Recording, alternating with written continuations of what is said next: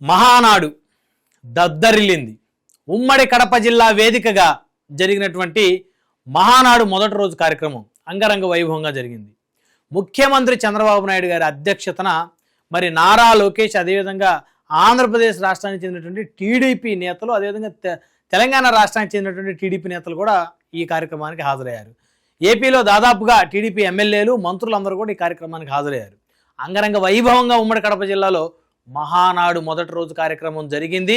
అదేవిధంగా ఈ కార్యక్రమంలో మంత్రి నారా లోకేష్ మాట్లాడుతూ కొన్ని సంచలనమైనటువంటి వ్యాఖ్యలు చేశారు. అది మాజీ ఎమ్మెల్యే వల్లభనేని వంశీ గురించే ఆయన చేసినటువంటి కొన్ని వ్యాఖ్యలు. ఆ వ్యాఖ్యలు కనుక చూస్తే, గత ప్రభుత్వంలో శాసనసభ సాక్షిగా మహిళలను అవమానించారు అంటూ నారా లోకేష్ గారు మాట్లాడారు. శాసనసభ సాక్షిగా తల్లులను అవమానించారు అంటూ నారా లోకేష్ గారు మాట్లాడారు. అదేవిధంగా తల్లిని చెల్లిని ఇంట్లో నుంచి గెంటేశారు. అర్థమైందా రాజా అంటూ ఆయన చేసిన వ్యాఖ్యలు తెలుగు రాష్ట్రాల్లో ప్రకంపనలు లేపాయి. అయితే ఇప్పుడు నారా లోకేష్ గారు ఎవరి గురించి మాట్లాడారు?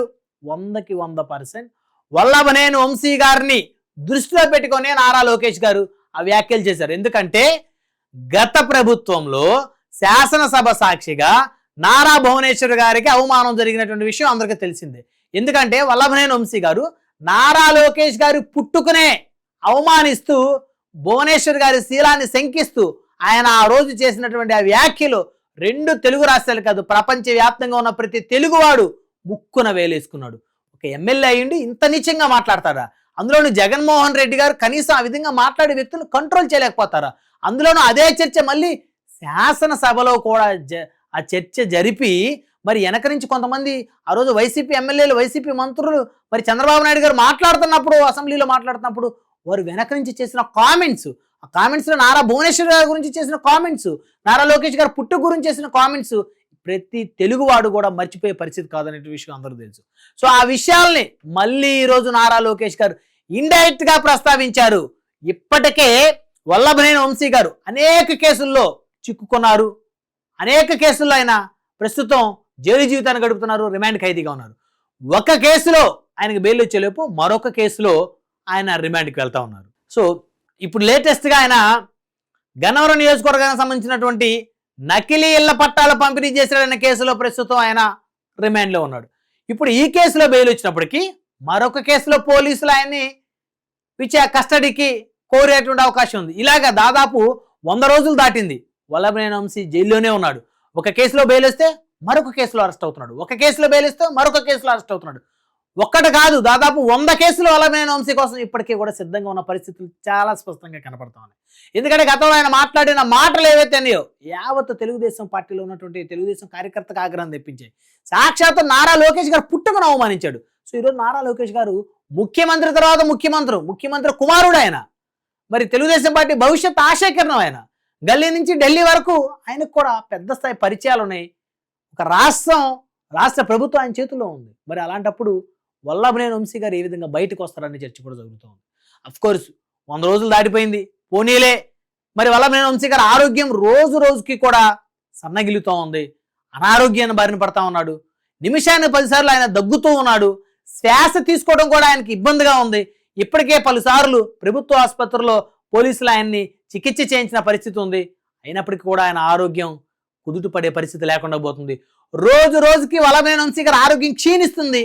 ఇకనైనా సరే కాస్త కనికరించి వదిలేస్తారేమో, ఆయన మరి బెయిల్ వచ్చే అవకాశం ఉంటుందేమో, బెయిల్ మీద బయటకు వస్తారేమో అని అందరూ అనుకుంటా ఉన్న పరిస్థితి.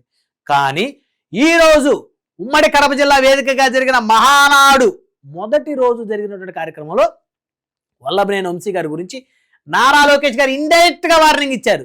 మాట్లాడుతూ అర్థమైందా రాజా అని ఆయన అన్నారు. అంటే నేను ఎవరి గురించి మాట్లాడుతున్నానో మీకు అర్థమయ్యే ఉంటుంది.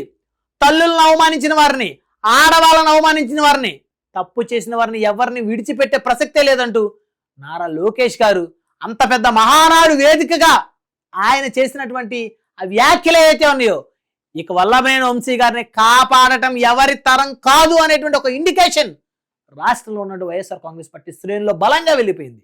అయితే తల్లులను అవమానించారు, మహిళలను అవమానించారు శాసనసభ సాక్షిగా అంటే 100కు 100% శాసనసభ సాక్షిగా మహిళలను అవమానించారనేటువంటి ఎపిసోడ్ టీడీపీ మాట్లాడేది నారా భువనేశ్వర్ గారి గురించే.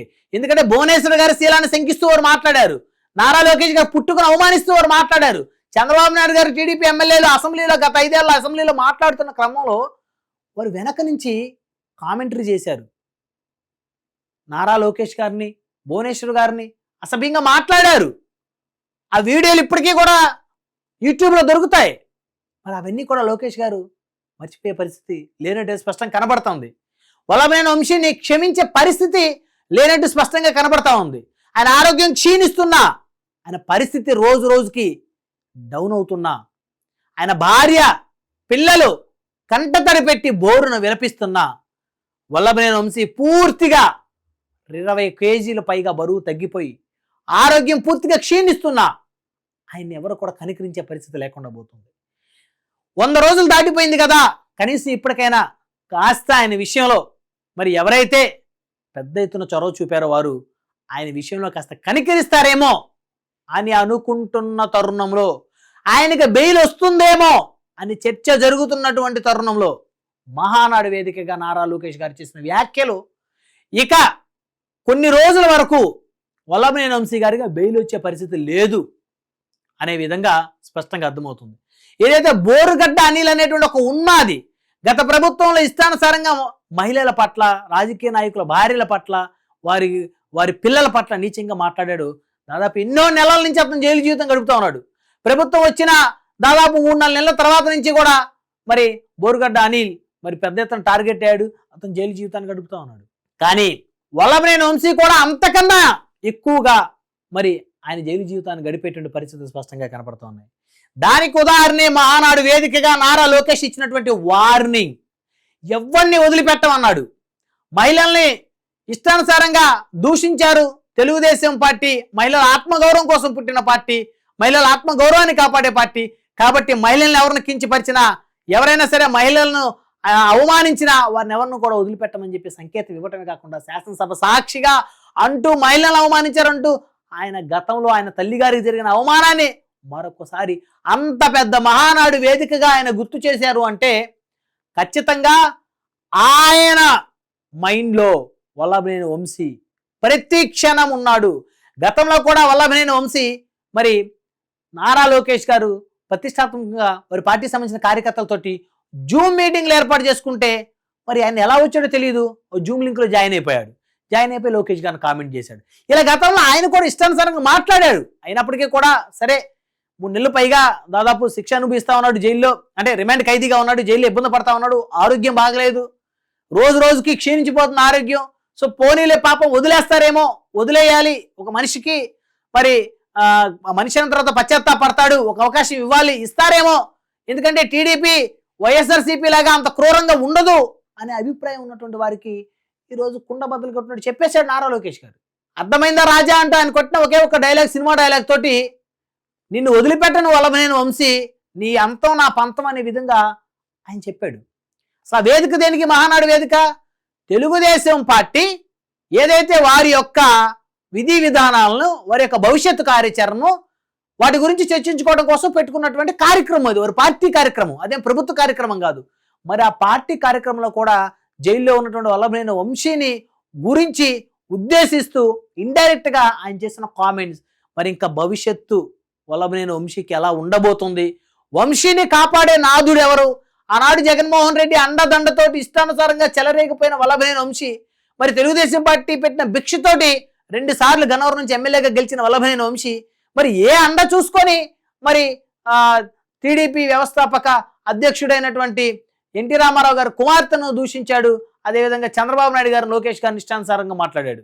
ఏదైతే పరిటాల రవి గారి అనుచరుడిగా మరి రాజకీయాల్లోకి వచ్చినటువంటి వల్లభనేని వంశీ ఎమ్మెల్యే అయి ప్రజలకు చక్కటి పరిపాలన అందించాల్సినటువంటి వంశీ మరి ఈరోజు అనేక కష్టాలు జైల్లో ఎదుర్కొంటూ మరి ఆరోగ్యం బాగలేక కట్టిక నేల మీద పడుకుంటూ, సరైన ఫుడ్ లేక, సరైనటువంటి ఉండటానికి వసతులు లేక కష్టాలు పడుతున్నాడు వంశీ.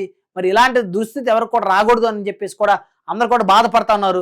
మరి ఈ మహానాడు వేదికగా లోకేష్ గారు ఇచ్చిన వార్నింగ్ మరి నా వల్లభనేని వంశీని మరి ఎన్ని రోజుల పాటు జైలు జీవితం గడిపేటువంటి పరిస్థితి ఆయనకి ఏర్పడుతుందో చూడాలి మరి.